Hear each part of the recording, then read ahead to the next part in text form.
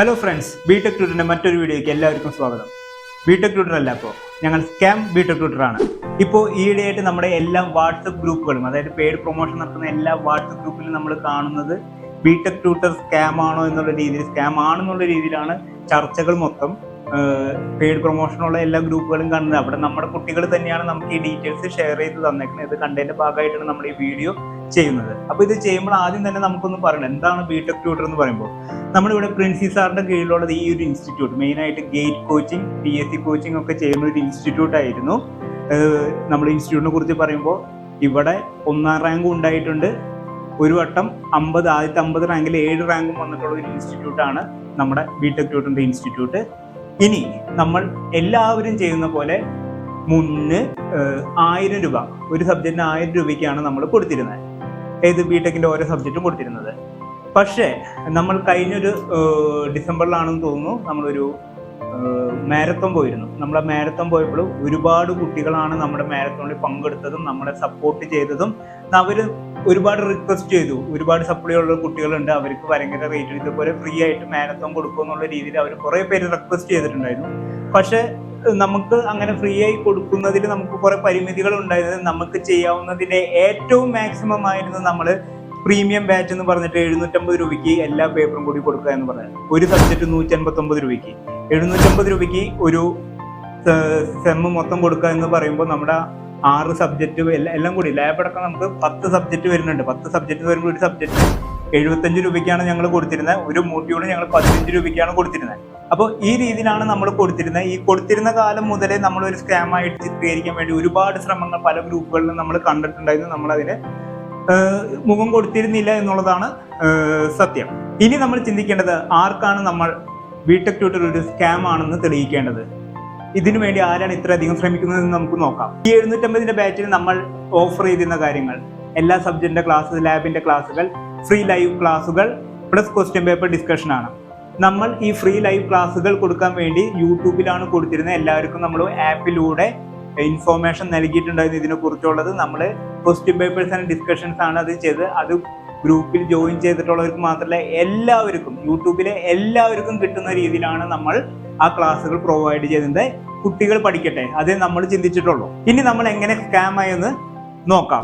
കഴിഞ്ഞ സെമസ്റ്ററിൽ നമ്മൾ കോഴ്സ് ജോയിൻ ചെയ്ത എല്ലാ കുട്ടികളിൽ നിന്നും നമ്മൾ ഫീഡ്ബാക്ക് കളക്ട് ചെയ്തിട്ടുണ്ട്.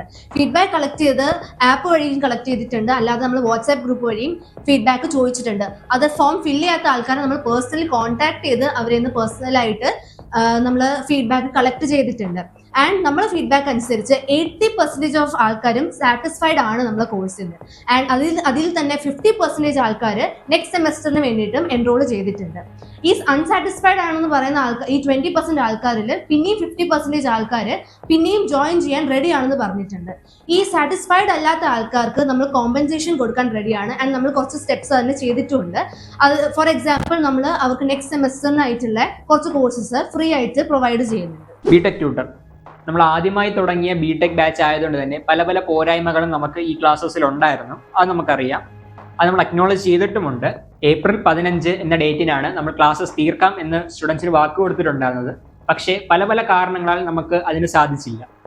പക്ഷേ നമ്മൾ കുറച്ച് ഡിലേ ആയിട്ടാണെങ്കിലും നമ്മൾ എല്ലാ ക്ലാസ്സും തീർത്തു കൊടുത്തിട്ടുണ്ട്, എക്സെപ്റ്റ് ഫോർ ഒരു 3 സബ്ജക്ട്. ആ 3 സബ്ജക്ട്സ് ഏതൊക്കെയാണെന്ന് വെച്ചാൽ, ഒന്ന് നമ്മുടെ S4 അനലോഗ് സർക്യൂട്ടാണ്. അനലോഗ് സർക്യൂട്ടിലെ 5th മോഡ്യൂൾ ഒരു സെക്കൻഡ് പാർട്ട് നമ്മൾ ക്ലാസ്സസ് കംപ്ലീറ്റ് ചെയ്തിട്ടില്ലായിരുന്നു. പിന്നെ പറയുന്നതാണെങ്കിൽ നമ്മുടെ S4 തന്നെ ECയുടെ CAM വരുന്നുണ്ട്, കമ്പ്യൂട്ടർ ആർക്കിടെക്ചറിന്റെ പേപ്പർ വരുന്നുണ്ട്. പിന്നെ S6 IT ഇന്റർ നെറ്റ്വർക്കിന്റെ പേപ്പറും നമുക്ക് കംപ്ലീറ്റ് ചെയ്യാൻ പറ്റിയിട്ടില്ല. ഇന്റർ നെറ്റ്വർക്കിനെ പറ്റി പറയുകയാണെങ്കിൽ അതിൽ ആക്ച്വലി ഒരു 3 സ്റ്റുഡൻസ് എന്തേ ജോയിൻ ചെയ്തിട്ടുണ്ടായിരുന്നുള്ളൂ. അപ്പോൾ അവർക്ക് വേണ്ടി നമ്മൾ സെപ്പറേറ്റ് ആയിട്ട് അവരാവശ്യപ്പെട്ട ഒരു എലക്റ്റീവ് നമ്മൾ സെപ്പറേറ്റ് അവസാനം ചെയ്ത് കൊടുത്തിട്ടുണ്ടായിരുന്നു.